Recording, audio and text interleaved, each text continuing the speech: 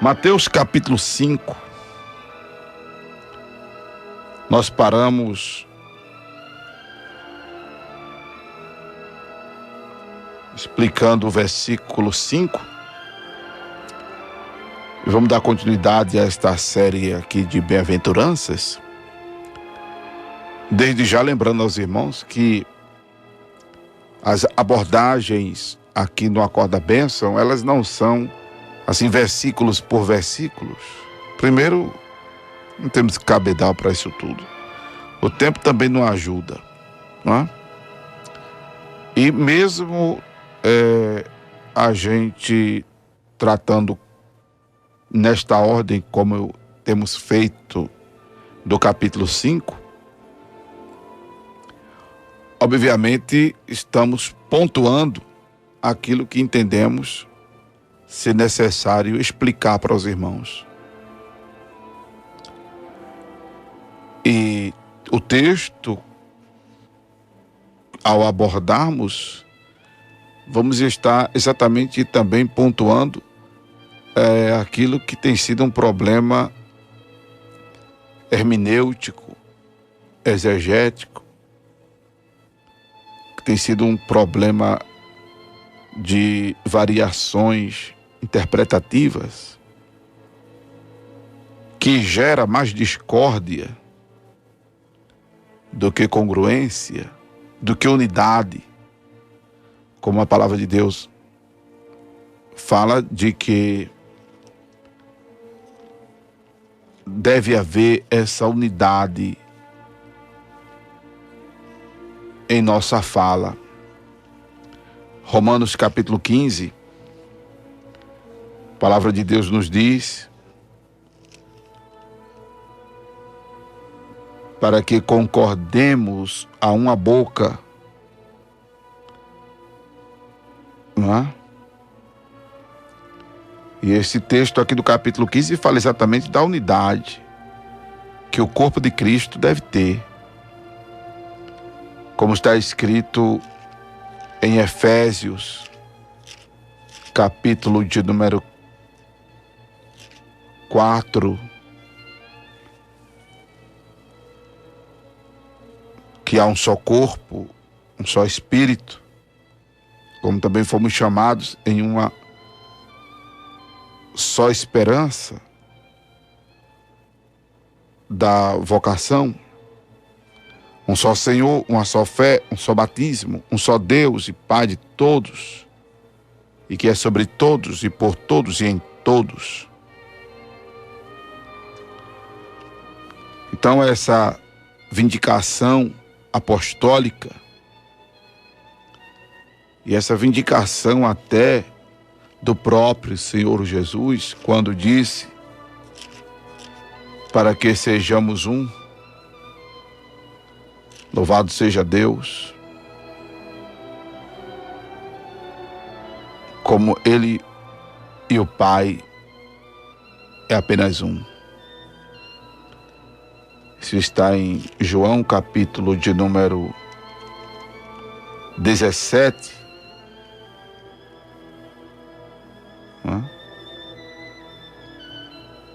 versículo 21. Para que todos sejam um, como tu, ó Pai, o és em mim e eu em ti, que eles também sejam um em nós, para que o mundo creia que tu me enviaste. Inclusive, essa incongruência, essa divergência, pelo que temos já pontuado aqui na abordagem do capítulo 5 de Mateus, com relação à pregação do Evangelho, que tem sido pregado, não é o Evangelho do Reino dos Céus, é o Evangelho denominacional, é o Evangelho por interesses diversos, não é? Que tem feito com que haja uma diversificação doutrinária que aparentemente para algumas pessoas isso é bom, interessante, porque dizem assim que fica uma igreja para cada gosto, fica uma igreja para cada tipo de pessoa. Como uma vez um colega disse que cada um interpreta a Bíblia do seu jeito. Aí eu disse, aí varão, deixa de ser reino de Deus para ser casa de mãe Joana. Né? E as pessoas não devem procurar uma igreja que se adeque a seu modo vivendo, a como elas querem viver em sua relação com Deus. As pessoas devem buscar Deus em sua palavra. E aí adequar sua vida à palavra de Deus, porque não adianta, volto a dizer o que já disse aqui em outras oportunidades, e vamos estar repetindo muitas coisas, que as pessoas não devem procurar uma igreja que se adeque às suas vidas, mas se adequarem à palavra de Deus, porque não adianta a denominação, o pastor, a convenção dizer sim se a Bíblia diz não. E não adianta a convenção, a igreja, o pastor dizer não em detrimento à palavra de Deus que permite, em detrimento à palavra de Deus que diz sim. E aí eu volto a pontuar a questão, por exemplo, que eu já mencionei, da Santa Ceia, facultada a todo o convertido, a todo nascido de novo, independente de já ter descido ou não as águas batismais. Né? Por exemplo, e deixa eu, para impactar mais, falar do monoteísmo cristão e não desse politeísmo que vem se arrastando não, porque é com força que ele existe, esse politeísmo trinitariano que os pastores que estudam realmente, não digo pastor que faz teologia, que alguns desses abrem o coração para a verdade de Deus e sabem que a doutrina trinitariana é uma heresia, mas eu falo dos pastores que realmente leem a Bíblia, buscam a verdade de Deus.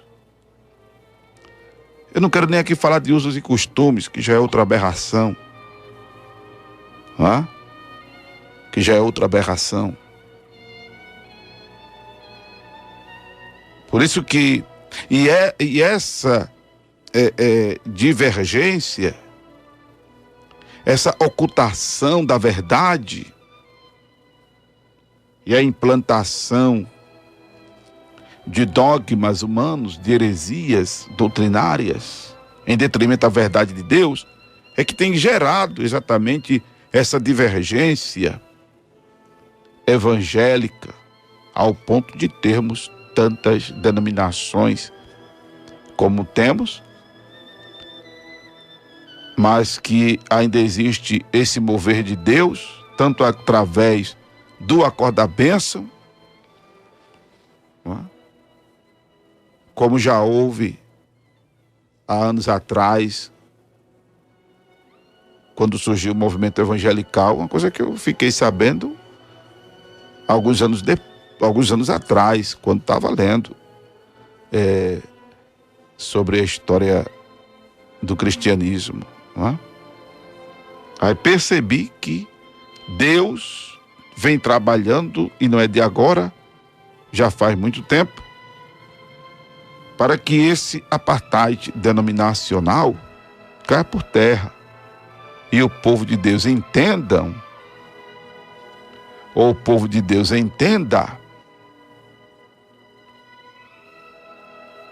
que devem crer como diz a Escritura, para que rio de água viva flua em seu ventre, para que rio de água viva flua em seu interior, pois do contrário,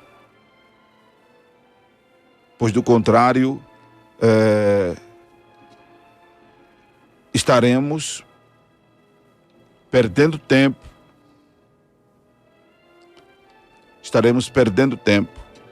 não é? Louvado seja o nome do Senhor Jesus. Louvado seja Deus. E quem diz isso é o próprio Jesus, em Mateus capítulo 15, versos 8 e 9. Louvado seja o nome do Senhor. Por isso que as abordagens aqui no Acorda a Bênção visam exatamente isso. Gerar edificação, gerar crescimento na graça e no conhecimento do Senhor Jesus, gerar, glória a Deus, esclarecimento bíblico, tá? E proporcionar essa reeducação bíblica, teológica, doutrinária e apologética. E ainda sem perder o perfil de um programa, glória a Deus, evangelístico. Sempre que possível, estaremos liberando as linhas para você que ainda não entregou a vida para Jesus e quer fazê-lo, o fazer. Amém? Louvado seja o nome do Senhor Jesus.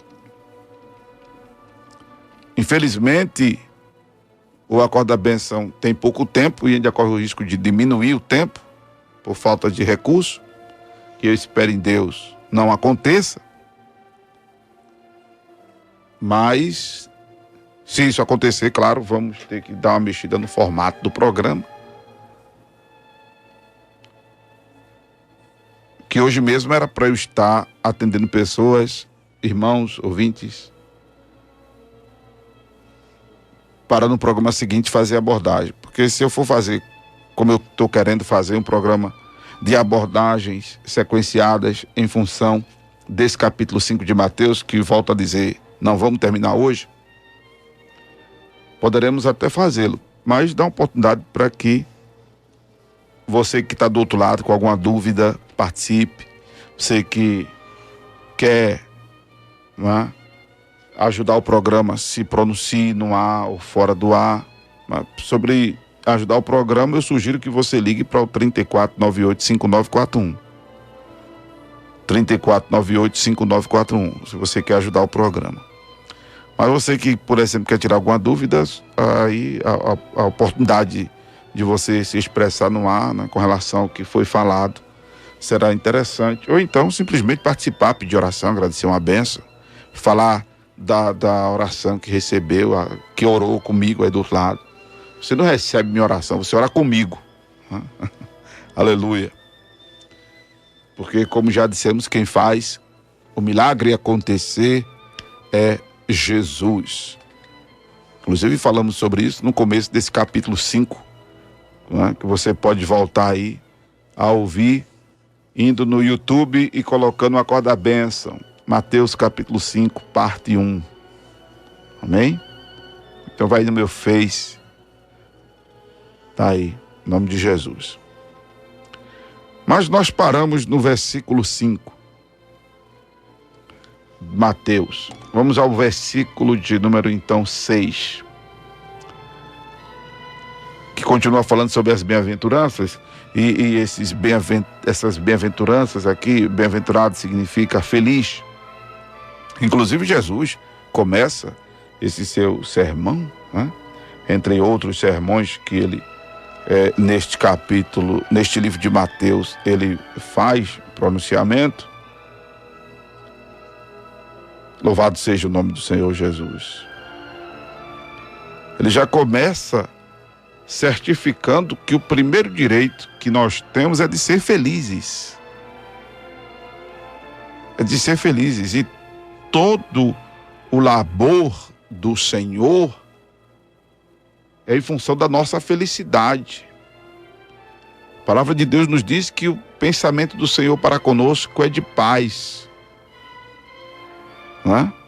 A Bíblia diz que a alegria do Senhor é a nossa força. Louvado seja Deus. Então Deus é a pessoa mais interessada em nosso bem-estar. Não tem ninguém mais interessado em seu bem-estar do que Deus. E o primeiro direito que o Senhor nos dá é de sermos felizes. O primeiro mandamento neste sermão é esse, de sermos felizes. E nós já vimos quais são os caminhos que devemos trilhar, quais são os requisitos que devemos preencher para que essa felicidade divina verdadeiramente seja uma realidade em nós. E aí já vimos o ser pobre de espírito, o ser manso, tá? Como sobre que tipo de choro faz com que essa felicidade seja uma realidade em nós. E agora o Senhor fala de que bem-aventurados são os que têm fome e sede de justiça, porque serão fartos.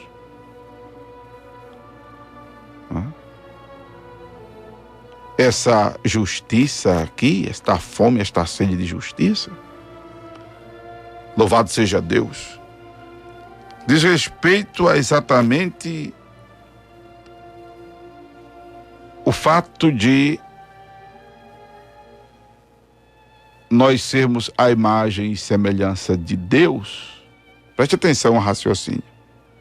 Nós sermos a imagem e a semelhança de Deus e por muitas vezes nos sentimos indignados, ou sempre nos sentimos indignados, quando vemos uma injustiça sendo praticada. De maneiras que, se depender de nós, a gente optaria, se dependesse de nós, a gente optaria por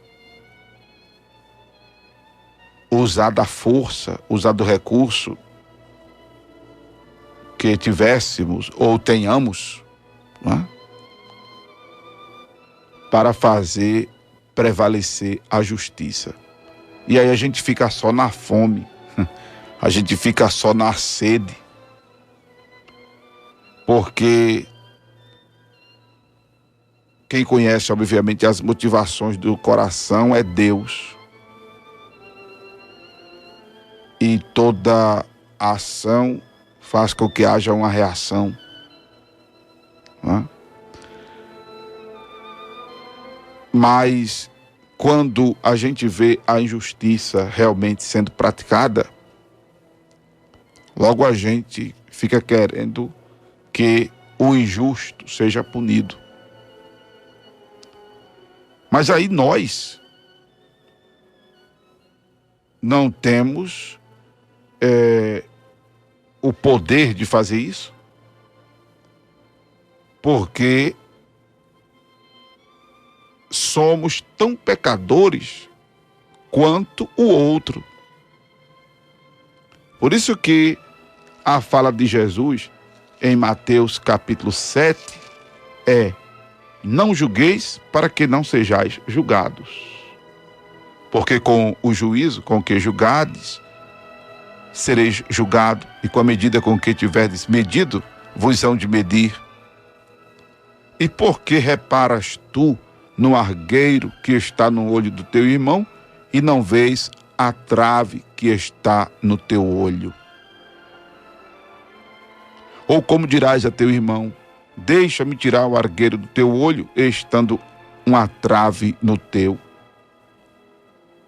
Jesus continua dizendo: hipócrita, tira primeiro a trave do teu olho, e então cuidarás em tirar o argueiro do olho do teu irmão.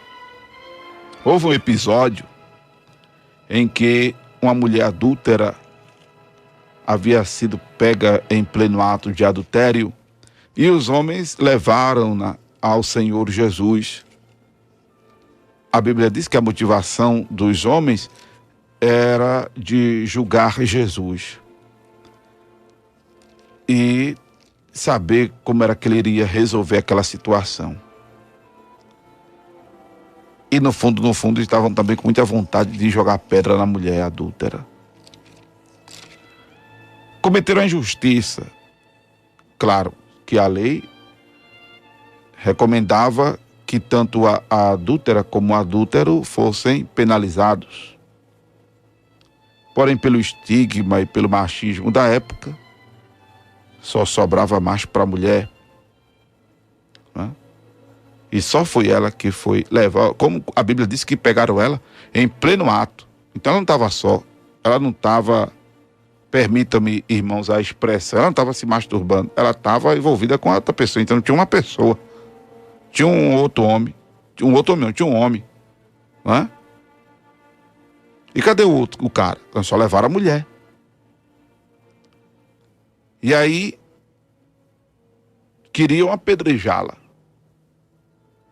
Jesus se agacha, começa a escrever no chão, e ninguém sabe o que foi que Jesus escreveu ali no chão. Alguns sensacionalistas dizem que foi o nome do cara, outros dizem que foi o nome de todos que estavam ali, outros dizem, fala tanta coisa, ninguém sabe o que foi que Jesus escreveu. É sabido o que Jesus pergunta aos que estavam com pedra para atirarem na mulher. Quem dentre vós não tiver pecado, atire a primeira pedra. Aqueles homens não estavam ali para fazer justiça, não. Quem estava fazendo justiça agora era Jesus. Louvado seja Deus, que conhece os corações, que sabe quem é quem. Porque Deus não se deixa levar pela aparência. Como o Senhor disse a Samuel, o homem vê a aparência, eu vejo o coração.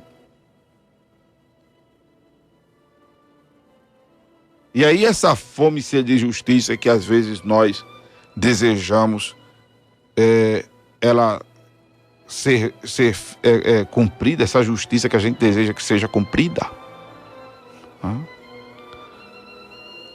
faz com que nós nos retenhamos, porque não podemos estar cometendo o mesmo pecado que o outro está cometendo, mas temos os nossos pecados, somos pecadores. Por isso que aí só fica na fome e na sede da justiça. E essa vindicação, né, de querer que a justiça prevaleça, é porque supostamente nós estamos no caminho de uma melhora. É porque supostamente estamos até nos achando melhor que os outros. Porque quando até a gente julga o outro, é porque a gente se acha melhor. Quando a gente quer condenar o outro, é porque a gente se acha melhor. Quando a gente condena o outro, é porque a gente se acha melhor. Quando a gente aponta os outros, é porque a gente se acha melhor. E nós não somos melhor do que ninguém. Não somos melhor. Você pode não cometer os mesmos pecados que outras pessoas cometem. Mas você não é perfeito. Não é? Então, essa fome e sede de justiça coincide com a mansidão, coincide com o choro, coincide com a pobreza de espírito tratada nos versículos anteriores, que faz com que nós, nos retraiamos a nossa falibilidade e nos contristemos profundamente por causa das nossas próprias fraquezas, quando nos medimos com um padrão divino de justiça, com um padrão divino de santidade, com um padrão divino de perfeição. Louvado seja Deus. Aí ficamos só na fome e na sede. Bem-aventurados os misericordiosos, porque eles alcançarão misericórdia. Aí tem tudo a ver, porque aí é aquela coisa do exercer misericórdia, é a tolerância. A palavra misericórdia significa tolerância. Por isso que a Bíblia diz em Lamentações de Jeremias que as misericórdias do Senhor se renovam a cada manhã. E eis a causa de nós não sermos consumidos. Não é? Alguns pregadores dizem, a palavra de Deus se renova a cada manhã. Não, não é a palavra. São as misericórdias do Senhor. Está escrito em Lamentações de Jeremias. São as misericórdias do Senhor que se renovam a cada manhã. Porque se não fosse a misericórdia de Deus, não é? Se não fosse Deus estar nos tolerando, nós já teríamos sido fulminados. Não é? Nós já teríamos sido consumados. Louvado seja o nome do Senhor. Lamentações de Jeremias, capítulo 3, versículo 22. As misericórdias do Senhor são a causa de não sermos consumidos, porque as suas misericórdias não têm fim. Aleluia. E são novas cada manhã.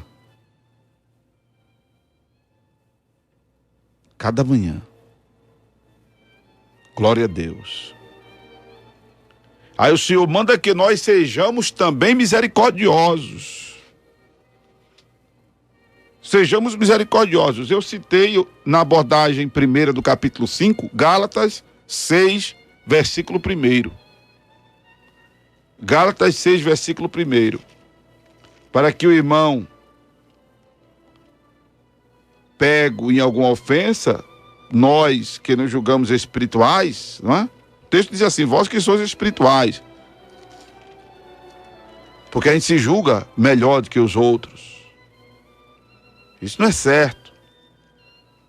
Não é? O intolerante, o sem misericórdia, é porque ele se julga melhor do que o outro. E aí a palavra de Deus diz, louvado seja o nome do Senhor, que nós devemos tratar o que é surpreendido em alguma ofensa,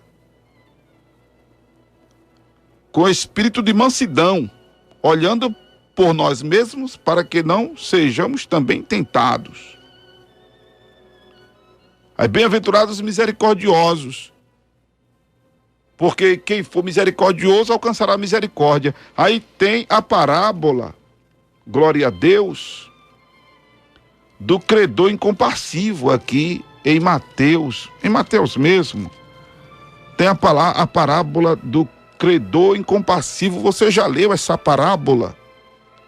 Do homem que devia 10.000 talentos. E ele foi chamado às contas. Seu senhor o chamou às contas. E ele não tinha agora como pagar a dívida para com o seu senhor. Aí o seu senhor disse que a mulher dele seria vendida, seus filhos seriam vendidos, e tudo quanto ele tinha seria vendido para que a dívida fosse paga.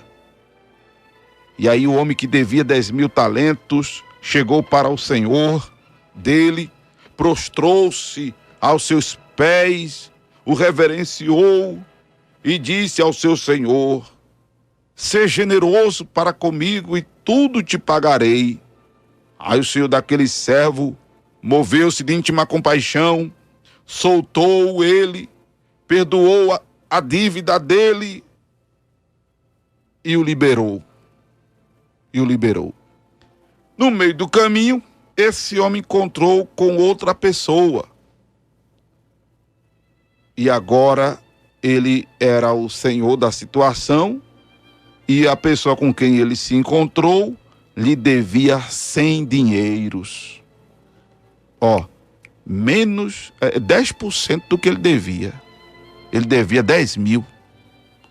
E o homem com quem ele se encontrou lhe devia 100 dinheiros. Ele partiu para cima do homem, pegou-me pela beca, diz a parábola, versículo 28 do capítulo 18 de Mateus. Ele sufocava o homem: paga-me o que deves, paga-me o que deves. Ficou sufocando o homem, imagina, deve ter dado umas tapas: safado, pá, bem, bufo, paga o que deve. Imagina o tratamento que ele deu ao homem, para que os companheiros dele, né, se indignasse e fosse dizer ao seu senhor como ele havia tratado a outra pessoa.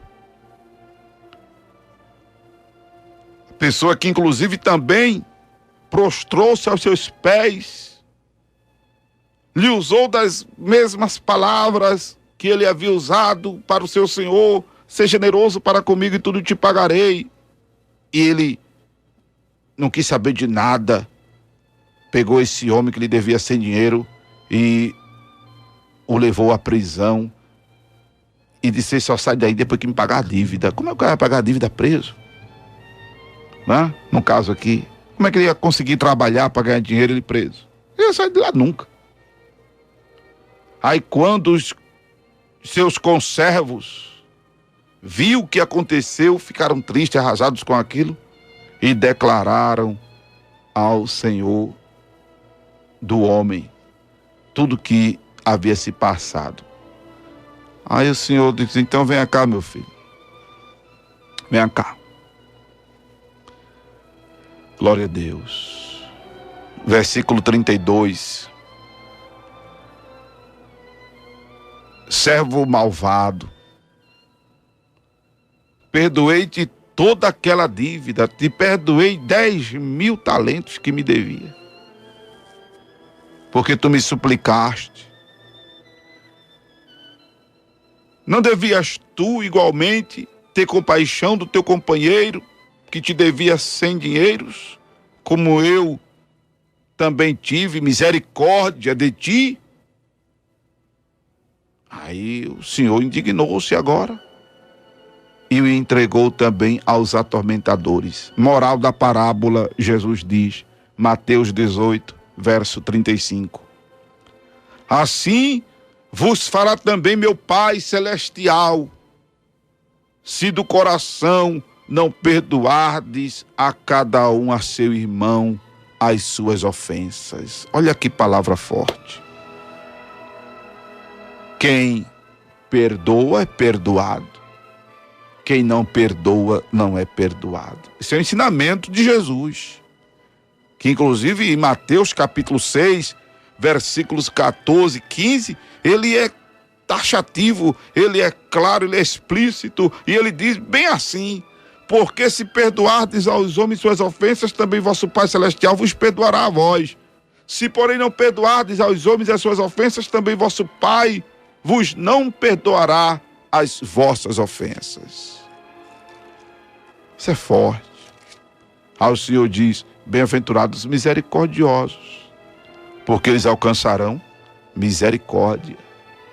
Obadias, versículo 15, como tu fizeste, se fará contigo. Como tu fizeste, se fará contigo. Versículo 8 de Mateus 5. Bem-aventurados limpos de coração, porque eles verão a Deus. Esta limpeza de coração, coração aqui é a mente. Na anatomia divina, o coração está na cabeça. Mateus capítulo 15, verso 19. Mateus 15, verso 19. Do coração, da mente, aqui vem os maus pensamentos. Então, bem-aventurados limpos de coração, porque verão a Deus. Então, quanto mais você se purificar, quanto mais você rever os seus conceitos, rever seus valores, e seus conceitos e seus valores serem adequados à Bíblia, à palavra de Deus, e não ao mundo, e não às ciências humanas, e não às culturas humanas, e não aos achismos humanos, e não ao empirismo humano, Mas a palavra de Deus, que é um instrumento aferidor da verdade, como está escrito em João 17:17, santifica-os na verdade, a tua palavra é a verdade. Quando você revê suas ideias, porque eu já disse aqui, volto a dizer, pensar diferente do que pensa a palavra de Deus é atrair maldição para as suas vidas, para as nossas vidas. Se eu também pensar diferente do que pensa a palavra, é atrair demonização. Foi por isso que Jesus disse a Pedro, para trás de mim, Satanás. Quando Pedro o chamou à parte e disse: Senhor, tem misericórdia de ti, tem compaixão de ti mesmo, isso não vai te acontecer. Jesus tinha dito que ia para Jerusalém, ia ser pego, ia morrer, e etc e tal. Aí Jesus estava dizendo o que ele veio para realmente vivenciar. Jesus estava dizendo o que realmente veio ser o propósito da encarnação do Verbo. Não é? E aí Pedro faz uma colocação que, humanamente falando, bonita, gestuosa, mas estava contrariando o propósito divino. Aí Jesus manda bater logo em retirada: vai para trás de mim, Satanás. Então, é importante você rever seus conceitos, rever seus valores, seus posicionamentos à luz do que diz a palavra de Deus. Converter-se é isso. Converter-se ao Evangelho de Jesus é isso. É eu abrir mão dos meus conceitos, dos meus princípios, dos meus ideais e adequar tudo isso ao que a palavra de Deus determina. Conversão é isso, senhoras e senhores. Conversão não é simplesmente mudar de veste, mudar de penteado, mudar de que mais? Religião. Que tem pessoas, sabe, amados, que se dizem convertidas, mas continuam com a mente e com o coração de antes. Eu estava recentemente,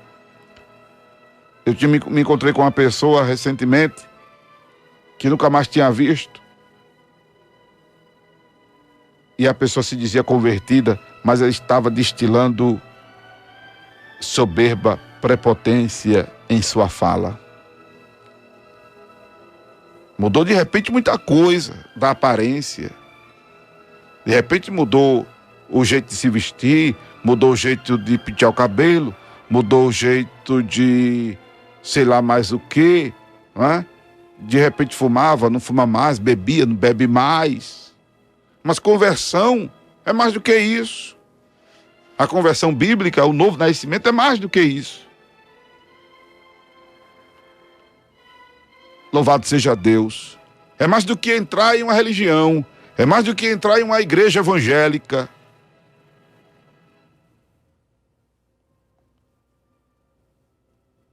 Bem-aventurados limpos de coração, porque eles verão a Deus. Bem-aventurados pacificadores. Eu falei de pacificador quando falei aqui do manso. Do ser pacificador é o dar um doce para não entrar na briga e dar doceira para sair dela. É fazer de conta que não viu a piada, a gracinha, a indireta, a provocação. Né? Ser pacificador é tirar por menos, é engolir sapo, é levar nome de otário, de imbecil, de besta, de idiota, é engolir seco. É por aí, viu, irmãos? De um jeito mais simples de se entender o que é pacificador, é por aí. Bem-aventurados que sofrem perseguição por causa da justiça. Essa justiça aqui é a verdade, é a palavra de Deus, né? Porque deles é o reino dos céus. Bem-aventurados sois vós, quando vos injuriarem, perseguirem, mentindo, disserem todo mal contra vós por minha causa. Exultai, alegrai-vos, porque é grande o vosso galardão nos céus, porque assim perseguiram os profetas que foram antes de vós.